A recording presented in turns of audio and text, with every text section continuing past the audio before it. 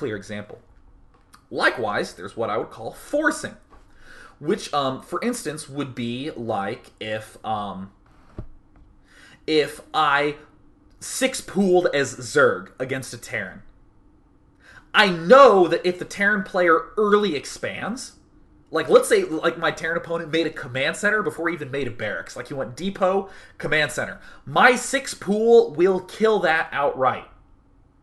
And my six pool will struggle against some of the normal openings. You know, it'll struggle against how do I respond to mech, how do I respond to Marine Marauder after the fact. And what I would say is that it forces your opponent to have not early expanded.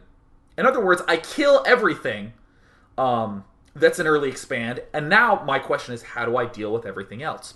These are two very different situations.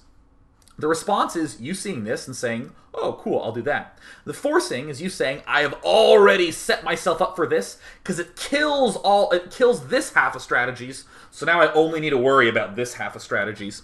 And that Colossus, the way that looked, the way that felt, that was very clearly a response. But notice that in a response situation, it's so important that you don't die up to that point, right? The getting Colossus, yeah, sure, it kills the Marines really, really well, but you see how Socke almost died?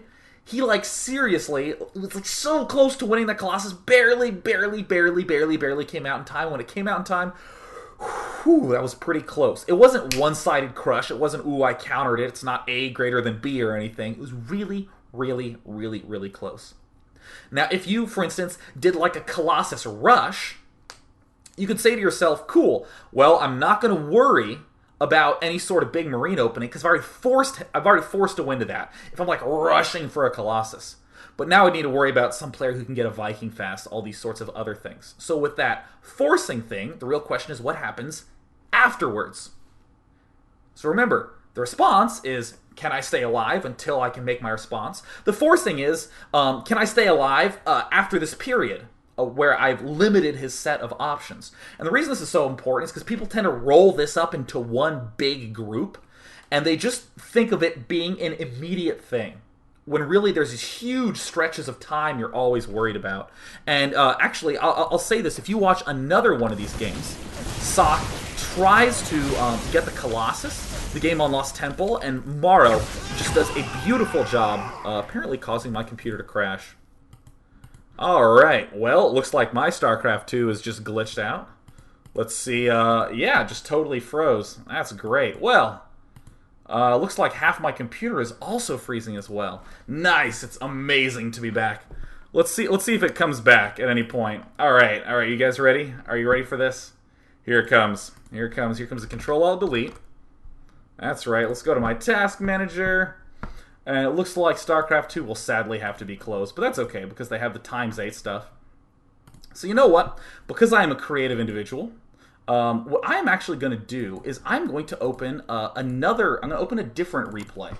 The other replay that I was talking about to show you how different that is. Suddenly this is a Day 9 Daily about forcing and how this sort of stuff works and how that, how important it is not to fall into this mindset of, oh my god, all I need to know is my set of counters, because since it's a real-time strategy game, your ability to do time, your ability to do time things appropriately is super important.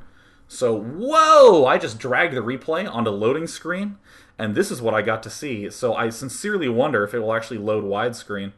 I love sorting out technical difficulties. And, alright, one time, yes! Oh, isn't that beautiful? I love drag and drop, that's so cool. Okay, so anyways, we have Socke spawning at the top, and we have Marrow spawning at the left. Now, just to spoil that last game that beautifully crashed at the most inopportune time, what I will note is that Socke was able to come back, and he was able to win with that great Colossus timing, where he just barely got it. He did a good response to the situation he was in. He could have cleaned that response up considerably by removing that Stargate from the picture, that Stargate that seemed relatively not useful in that game, as we just speed this up just a touch. So we could obviously work on ways to improve that response that he did.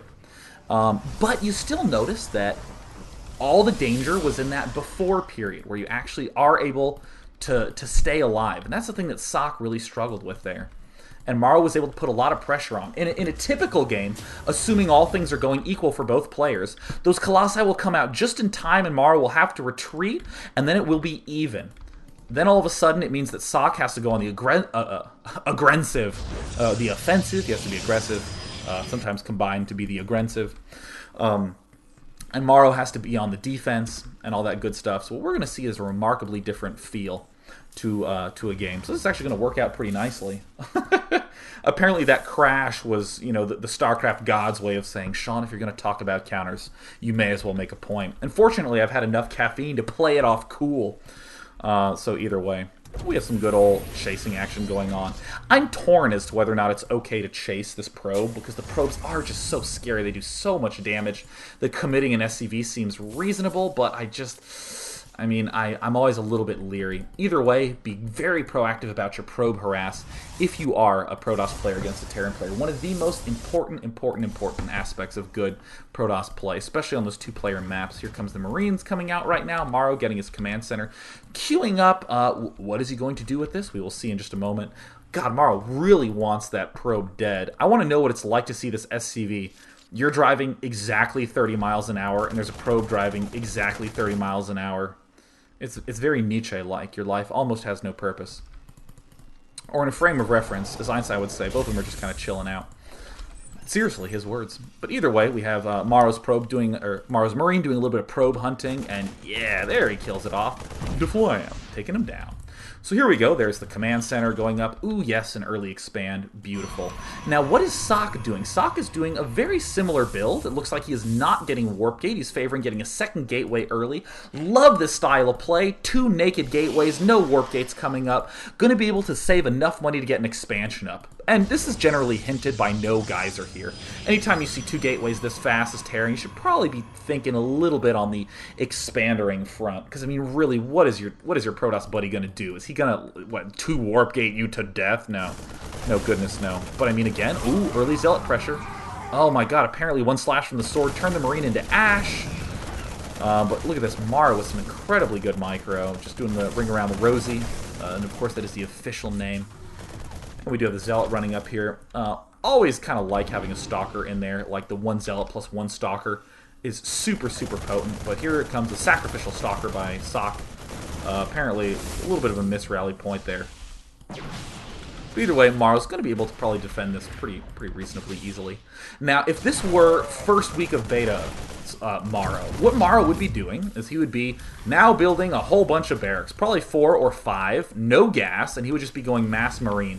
But this is an increasingly typical change. You see players like Cathan Luck enjoy doing this, QXC.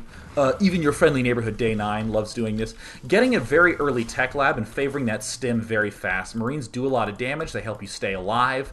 They can deal with a lot of early aggression. And then once you get that stim out, you can snap right back and get in your opponent's face and put some hurt on. So we do have the 2 gateways coming out right now. Second gas. There's the early expansion going up. Love that early expansion. Love this delayed warp gate. Always a fan of going for a Twilight Council with some blink and getting the robotics facility for some observers. Very typical sort of stuff going on here. And the Stalker is going to get a little Zelnaga Watchtower action. Yeah, look at this. Very easy opening. Here comes the stim pack. Super, super strong. Going to be able to put a little bit of pressure on. Socke's going to go up and take a few shots. Always a good idea. Those shields heal super fast. No reason not to do that. Probes continue in the making. Pylons should be spread out. There should actually also be a pylon up here on this cliff here. There should also be one by this watchtower. Spread your pylons out around the map. Do a lot of warping in action. You can even like put a pylon up here. Do some more warp. Well, perhaps that's a little bit too obvious of a place, but I'm an increasing fan of just throwing down warp gates all over the place. It's going to be very, very strong. Going to the resource counting station, looks pretty even. There's the robotics facility coming up. And uh-oh, look, here's a robotics bay coming up right now. So now here is a, what I would call forcing, right? This is what I would call, a good way of forcing some situations. So what did you hear me say like 2 seconds ago? You heard me say if, second week of beta Marrow was playing, or even DeMuslim's been doing this a lot recently. These players love early expanding and getting 4 racks, no gas yet. Just getting a ton of barracks and bunkers, and that's how they hold on to their expo. Nothing but Marines. So what do? You say, well, I'm going to just rush for Colossus, and if he does any of this Marine junk, I automatically win. Now, what about the stuff afterwards? What about this other stuff? Notice that pretty much untouched at this point. Socke will always be able to rush straight for this robotics bay. It might seem a little counterintuitive. I can just say, I've played this situation enough to tell you clearly can get the Colossi very quickly, and it's safe, just as long as you get a good amount of Stalkers and 1 sentry or 2 for the Guardian Shield, and that's exactly what is going on here. And look at Socke. He's going to be doing some beautiful aggression, just so great. Now, at this point, Marrow could be going for a bunch of... He could be going for some factories now. He could be teching up to some Ravens. He could be getting...